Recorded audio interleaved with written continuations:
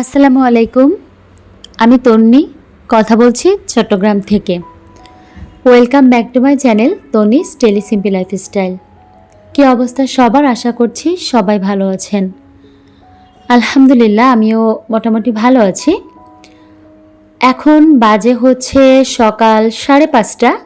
তো আজকে সারা রাত কিন্তু আমি ঘুম হয়নি আমার।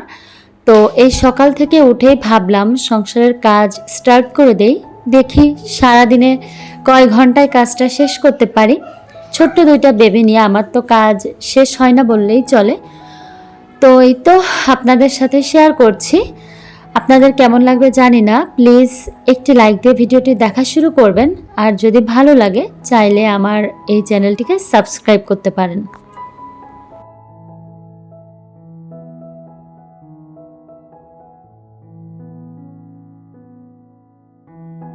কালকে একটা ভিডিও দিয়েছিলাম, আর ওখানে অনেকেই ভুল বুঝেছেন। আমার ভিডিওটা আমি আসলে কমপ্লিটও করতে পেরেছিলাম না, কারণ আমি হচ্ছে একটু ঘুম চোখে ছিলাম। ওই যে বললাম সারা রাত ঘুম হয়নি। তো আমি যে কাহিনীটা বলেছি ওটা ছিল আমার বোনের কাহিনী। ও তো আমারই বয়সী, একসাথেই কিন্তু আমরা ছোটবেলা থেকে বড় হয়েছি। ওর জীবনটা যে এইভাবে শেষ হয়ে যাবে এটা আসলে আমি বা আমরা কখনো ভাবতেও পারিনি। একসাথে গোসল করেছি, একসাথে খাবার খেয়েছি, সব কিছু একসাথে করেছি। আর নাবালিকা বয়সেই দেখেছি কিভাবে পিতৃ পরিচয়হীন একটা সন্তানকে পেটে নিয়ে সমাজের থেকে এক ঘরে করে দিয়েছে এবং অসহায়ের মতো ঘুরে বেড়াচ্ছে। এখন ওর বিয়ে হয়েছে, ও স্বামীর সংসার করছে, তবে ওর থেকে ডাবল বয়সের একটা লোকের সাথে। সেখানে যে খুব একটা শান্তিতে আছে সেটা নয়। আর ওর মেয়েটা অসহায়ের মতোই আছে, কারণ নানা নানির তো এখন বয়স হয়েছে, তারা তো নিজেদেরকে ব্যালেন্স করতে পারে না। আর ওর এখন 10 বছর বয়স। মনে মনে খুব ভয় লাগে যে আল্লাহ জানে যে এটার সুযোগ আবার কেউ নেবে কিনা, মেয়েটা অন্তত ভালোভাবে থাকতে পারবে কিনা। অনেক চেষ্টা করেছি মেয়েটাকে অনেকের কাছে দেওয়ার, আর এখনও চেষ্টা করি। ওকে যদি কেউ নেয় তাহলে ওকে হচ্ছে দিয়ে দেওয়া হবে। তো যাই হোক, এদিকে দেখেন আমার কিচেনের মধ্যে আমি একটু গুছিয়ে নিচ্ছি। আমি মনে মনে চেষ্টা করছি অন্য জায়গাতে বাসা দেখার। আমার হাজব্যান্ডকে বলেছি, আমরা দুজন একটু ডিসকাস করেছি।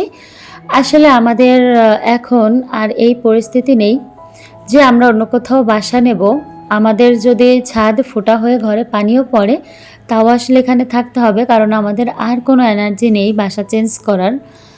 তারপরও লাস্ট একবার দেখব, যদি মন মতো পাই তাহলে উঠে যাব। আমি আসলে এই বাসাটাতে অ্যাডজাস্ট করতেই পারছি না, আর গুছিয়ে রাখতে পারছি না কোনোভাবে। কি ভিডিও করব আর কি দেখাবো আপনাদের সাথে, অনেকটা ফোটা কলসির মতো হয়ে গেছে।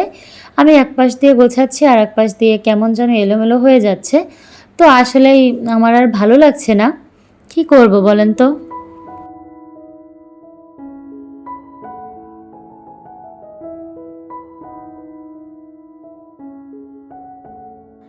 আমার হাজব্যান্ড হচ্ছে ভীষণ পরিপাটি একজন মানুষ। পরিপাটি বলতে অনেক পরিষ্কার একজন মানুষ। তো ও যদি দেখে যে কোথাও ময়লা আছে, ওর হচ্ছে মাথাটা গরম হয়ে যায়। আমাকে খুব একটা কিছু বলে না, এমনি আমাকে বলে যে গুছিয়ে রাখার জন্য। ও যদি 2 দিন পরও হচ্ছে অফিসের কাজ শেষ করে বাসায় আসে, তারপরেও যদি দেখে কোথাও ময়লা আছে, একবারে পরিষ্কার করতে লেগে যায়। তো মানে ও যেহেতু পরিষ্কার, তো ওইটা খুশি মনেই করে, তবে আমার কাছে কিন্তু খুব খারাপ লাগে। আজকে রান্না হবে মিষ্টি কুমড়া দিয়ে হচ্ছে চিংড়ি মাছ, আর ওদিকে আলু ভাজি করব সকালের জন্য। আজকে 5:30 থেকে উঠে কাজকর্ম শুরু করেছি। সবগুলা ভিডিও আসলে আপনাদের সাথে শেয়ার করতে পারলাম না, কারণ অলরেডি ভিডিও 7 মিনিটের হয়ে গেছে মানে মনে হয়। তো এত বড় ভিডিওতে আসলে আমি যে কি বলে ভয়েস ওভার করব এটাই বুঝে উঠতে পারি না, আর বিরক্তি লেগে যায় আমার। তার জন্য আমি সবগুলা ক্লিপ শেয়ার করি নাই আপনাদের সাথে। তবে প্রচুর কাজ করেছি আজকে, বিশ্বাস করেন। আমার হাজব্যান্ড সন্ধ্যা থেকে এসেছে, তো ওই সময় ঘরটা ময়লা, এসেই নিজে নিজে ঝাড়ু দেওয়া শুরু করছে। তো আমি বললাম যে আমি আসলে আর পারছি না এখানে এত গোছাতে, কারণ এত বেশি মানে বাসাটা এত ওপেন যে শুধু ময়লা ছড়াছড়ি হয়ে যায়, কি করব। তো তারও মনে, মনে হয়তোবা মানে কি বলবো একটু খারাপ লাগে, তবুও আমাকে বুঝতে দেয় না। নিজে, নিজে আবার হচ্ছে ক্লিন করা শুরু করে দেয়। সবকিছুর জন্য আলহামদুলিল্লাহ, আলহামদুলিল্লাহ, আলহামদুলিল্লাহ।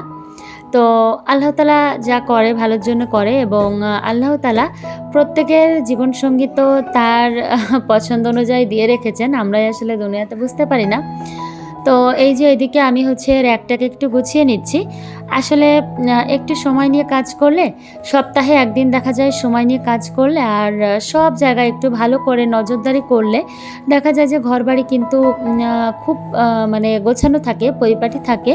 তো আমি এখানে গুছিয়ে তো রাখতে পারছি, জাস্ট ফ্লোরগুলো আসলে ক্লিন রাখতে পারছি না। অনেক ওপেন তো। বাচ্চারা খেলা করছে, এদিক ওদিককার ময়লা হচ্ছে ছিটে-বিটে বের হয়ে আসছে। এটা আসলে খারাপ লাগছে। এই যে দেখেন এখানে আমার বাবু হাত দিয়ে কি করে এগুলা সব হচ্ছে বের করে আনে। অলরেডি ২টা ৩টা কাঁচের বাটি আমার ভেঙে ফেলেছে, যার জন্য আমি এই বাস্কেটটা রেখেছি। যাতে করে ও আর মানে এখানে হাত না যায়। তো আমি ভিডিওর একদম শেষ পর্যায়ে, যদি কেউ আমার সাথে থেকে থাকেন, আমি জানি না কেউ আছেন কিনা, তবে আমার ভিডিওতে যতটুকুই ভিউজ আসে আপুরা কিন্তু অনেকখানি অবধি আমার ভিডিও দেখে, আমি বুঝতে পারি। আমার ক্লিক রেট বা ভিউজ ওখানে কম দেখালেও এখানে কিন্তু ওয়াচ টাইমের এখানে আবার ফুলফিল দেখায়। তো এই জন্য বুঝতে পারি। তো আপুরা প্লিজ আমার চ্যানেলটিকে চাইলে সাবস্ক্রাইব করবেন যদি ভালো লাগে, জোর করে তো করানো যায় না। তবে ভিডিওতে থাকলে অবশ্যই একটি লাইক দিয়ে যাবেন। এই ছোট্ট বোনটাকে একটু সামনে এগোতে সাহায্য করবেন। আমার জীবনে আসলে অনেক বেশি প্রবলেম রয়েছে। আমি ওইভাবে পাবলিক প্লেসে শেয়ার করতে পারি না। আর শেয়ার করতে আসলে চাইও না। তারপর আপনাদেরকে বলব, যদি পারেন ছোট্ট বোনটাকে একটু হেল্প করার চেষ্টা করবেন। অনেক আশা নিয়ে লাস্ট বারের মতো চ্যানেলটা খুলেছি। তো আপনারা সবাই ভালো থাকবেন, সুস্থ থাকবেন এবং রেড অ্যালার্টে যে এরিয়াগুলো আছে তারা একটু যদি ভিডিওটা দেখে থাকেন, আমার কথা যদি শোনেন, তাদেরকে বলব খুবই সাবধানে থাকতে। আল্লাহ হাফেজ। আসসালামু আলাইকুম।